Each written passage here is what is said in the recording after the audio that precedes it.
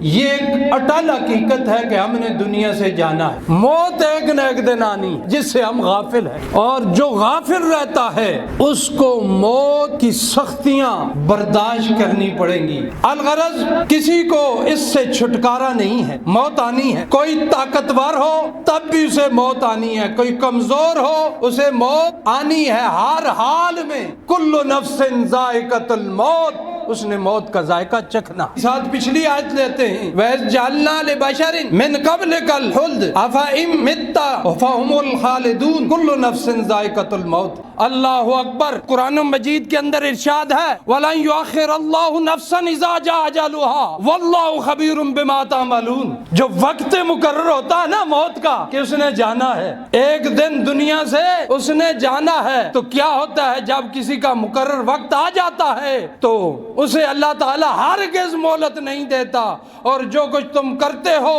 اس سے اللہ تعالیٰ بخوبی باخبر ہے۔ اللہ ایک لمحے کے لیے بھی مہلت نہیں دیتا۔ نیچے تو تیرا عمل جائے گا، پوچھا جائے گا بتا نا کتنا اچھا عمل کیا ہے۔